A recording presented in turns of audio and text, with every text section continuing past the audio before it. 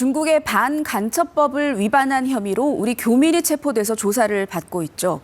근무했던 중국 반도체 업체의 핵심 기술을 유출했다는 건데 KBS 취재 결과 업체의 허점을 외부에 알린 게 문제가 된 것으로 보입니다.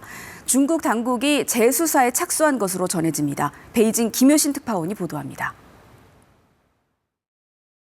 2016년부터 4년 동안 창신메모리에 근무했던 교민 A씨. 지금은 중국 D램 1위지만 당시에는 막 설립돼 반도체 관련 기술이 없다시피 했습니다. A씨가 유출할 기술이 사실상 없었다는 얘기입니다. 이와 관련해 A씨의 동료는 다른 이유가 있었을 것이라고 KBS에 전했습니다. 컨설팅이라고 해가지고 저것은 수천 인구를 알고 있어요. 주정부에서 투자를 해서 돌아가고 있는 그 회사에 대한 나오면 안 되는 나쁜 실질적인 진행 사항들이잖아요. A씨가 회사의 부정적인 내용을 컨설팅 회사를 통해 유출했을 가능성이 있다는 겁니다. 또 당시 창신메모리가 신형 반도체 개발에 성공했다고 밝혔지만 사실과 달랐다고 얘기했습니다. DDR4를 개발에 성공을 했네요. 전이하면서 한국 삼성하고 교차를 5년은 조인을 하지만 실제적으로 그 제품을 중국에서는 쓸 수가 없는. 중국 검찰은 이달 중순 재수사 결정을 내렸고 구속된 우리 교민 사건은 수사 주체인 국가안전국으로 다시 이관된 것으로 알려졌습니다. 중국은 최근 한국 국민에 대한 비자를 1년간 한시 면제하는 등 우리나라의 유화적인 제스처를 보였습니다. 한중 양국 관계에 미칠 파장 때문에 중국 측이 재판 전 외교적 고려를 하고 있다는 해석도 나옵니다. 关于案件的具体办理情况，建议你向中方主管部门询问。 중국 법대로라면 A씨는 다음 달까지 재판을 받아야 하지만 이번 사건이 외교 문제로 비화되면서 일정이 늦어질 수 있다는 분석도 나옵니다. 베이징에서 KBS 뉴스 김효신입니다.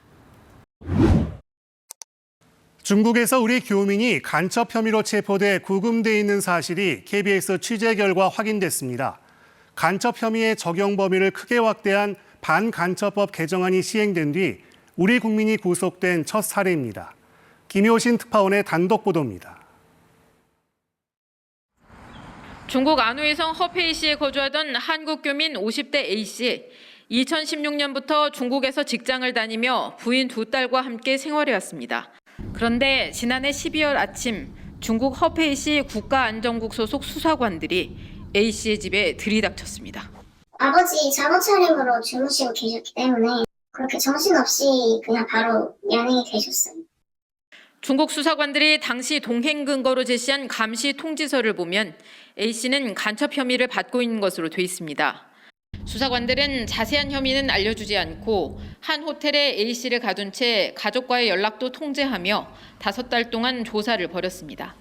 호텔 안에서 이제 조사가 계속 진행이 된 거고 인권적으로나 신변적으로 제대로 잘 갖춰진 상태에서 조사가 됐는지는 저도 확인이 안 된 부분이고요. 중국 검찰은 지난 5월 사건을 국가안전국으로부터 넘겨받아 A씨를 구속했습니다. 간첩 협의 적용 범위를 크게 확대한 개정 반간첩법 위반 혐의가 적용된 것으로 알려졌습니다. 우리 국민이 이 법으로 구속된 건 처음입니다. 구치소에 갇힌 지 5달째 가족들은 A씨가 지병인 당뇨병 약도 지급받지 못하고 있다고 하소연했습니다. 주중 한국 대사관은 A씨가 구속된 지난 5월까지도 반간첩법 위반 혐의로 우리 국민이 체포된 사실이 없다고 부인했습니다. 하지만 최근 KBS가 A씨의 구속 여부와 외교당국의 조력이 충분히 이루어졌는지 질의하자 대사관은 관련 내용을 확인해 줄 수 없다고 입장을 바꿨습니다. 베이징에서 KBS 뉴스 김효신입니다. 중국에서 우리 교민이 반간첩법 위반 혐의로 구속됐다는 소식 전해드렸었죠. 반도체 설비 전문가였던 이 교민이 왜 중국에서 간첩 혐의를 받게 됐는지 의문이 적지 않은데요. 고액 연봉에 좋은 대우를 약속받고 중국에 갔지만 현실은 달랐다고 합니다. 베이징 김효진 특파원입니다. 중국 D램 반도체 1위 업체 창신메모리 테크놀로지. 중국 정부가 반도체 산업을 집중 육성하기 시작하던 2016년 문을 열었습니다. 높은 연봉에 더해 주택과 자녀 학비까지 지원한다는 조건에 각국의 반도체 전문가들이 모여들었습니다. 이번에 반간첩법 위반 혐의로 구속된 교민 A씨도 삼성전자에서 명예퇴직한 뒤 이때 창신에 합류했습니다. 아버지께서 좀 가족을 위한 안정적인 직장을 찾는 게 힘드셨던 부분이 있었던 것 같습니다. 당시 영입된 해외 인력은 TSMC 등 타이완 반도체 전문가 450여 명, 삼성전자 출신 등 한국 전문가는 40여 명에 달했던 것으로 알려졌습니다. 대부분 5년 근로계약을 맺었지만 약속은 지켜지지 않았다고 합니다. 개발에 어느 정도 진전이 되었을 때 효용 가치가 없는 한국인 진입들을 준비하기 시작합니다. A씨도 창신 메모리에서 3년 반 만에 나가야 했고 이후 중국 반도체 회사 2곳을 전전했습니다. A씨의 전 동료는 A씨가 어려움을 겪다가 컨설팅 업체에 중국 반도체 산업 현황에 대해 설명해줬다며 이게 화근이 됐을까 우려된다고 KBS에 전했습니다. 미국과 일본, 한국에서 중국으로의 반도체 정보 유출에 대한 처벌을 강화하자 중국이 맞대응에 나섰다는 분석도 나오고 있습니다.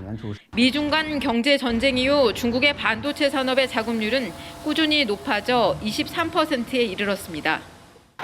중국은 반도체 자금률을 70%까지 끌어올리겠다고 공언할 만큼 기술력을 자신하고 있습니다. 이 때문에 반도체 분야 간첩 처벌을 더 강화할 것이라는 예측도 나옵니다. 베이징에서 KBS 뉴스 김효신입니다.